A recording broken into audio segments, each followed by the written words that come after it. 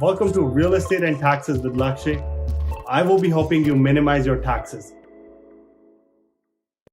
So good afternoon, everyone. Welcome to my Tuesday session on real estate and taxes. So today we're going to be talking about 3 changes that are impacting the Canadian real estate market, especially investors and realtors.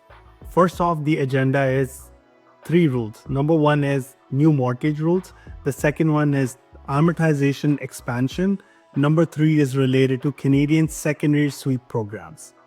So what are the new mortgage rules? Since 2012, the mortgage increase cap has been limited to 1 million, but now it has been increased to 1.5 million.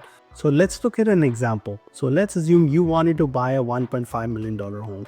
Previously, your down payment would be 20% of that, which would work out to roughly $300,000.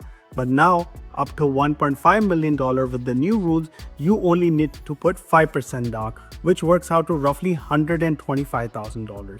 So if you are new in the market and looking to buy a home, this is a perfect opportunity for you to get into the market and actually afford a bigger property with a lower down payment. So now that we have spoken about the new mortgage rules, let's look at the new amortization rules. Typically in Canada, every person who buys their home is supposed to be paying back their mortgage within 25 years, meaning you have monthly payments paid over the span of 25 years to repay the entire home loan. But with the new announcement, you will now be able to pay instead of 25 years by 30 years. You have additional 5 years to actually repay your home loan, which makes your home a little bit more affordable. Your monthly installments, because they're spread out by additional 5 years, will be lower, but your interest costs will be far greater. This extension to the amortization rules is actually only applicable to first-time home buyers as well as people who are buying new built homes. One of the things I also wanted to mention is your 30-year amortization now will be having an insurance component to it as well. This insurance premium will basically be, for your extra cost, extra risk of default, which will be added to your monthly mortgage. So definitely, think about it before, making this decision of extended mortgage from 25 to 30, higher interest costs and higher insurance premiums. Will this actually solve the problem, or will it make people go in a lot more debt or leverage more? I feel like, there's points on both sides, but I'll definitely, have you consult with your professional accountant or any mortgage broker before you actually decide on one side or the other. Now that we have talked about 2 programs where we're talking about new mortgage rules and new amortization rules, now let's get into the 3rd program, which is secondary suite loan programs. Secondary suite programs has 2 categories. One is related to getting an $80,000 loan to renovate your basement at a 15-year term at 2% interest. The second one is secondary suite loan program, where you go to the bank and borrow against your existing home. So right now, most mortgages are 80% loan to value, meaning you have 80% loan on your home and 20% was your down payment.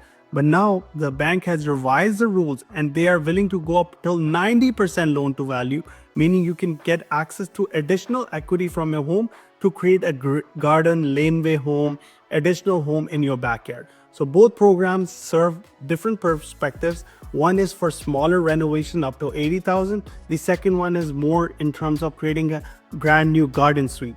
But do remember, the secondary suite loan program has cap of $2 million. So if your home is valued at $3 million, they're not going to go up to 90% of $3 million. They're going to cap themselves at $2 million at 90%, and you can use the funds to add up to additional 4 units in the same property. So in conclusion, all 3 programs are great, but there are some other things that as the year end is approaching, I wanted to highlight. The first and foremost is Home Buyer's Plan, which allows you to borrow from your RRSP. The limit used to be 20, then it increased to 35. Now it's 60,000 per head. The second program that I wanted to highlight as the year end is approaching is First Home Savings Account. This program is specifically for first home buyers, as the name suggests, and you can contribute $8,000 up until December 31st into this program. You have 5 years $8,000 each year works out to $40,000. Husband and wife can work out to $80,000 in total. So look into this because this can give you some serious benefits. One other thing that I wanted to leave you with is the loan programs will increase your monthly burden of mortgage.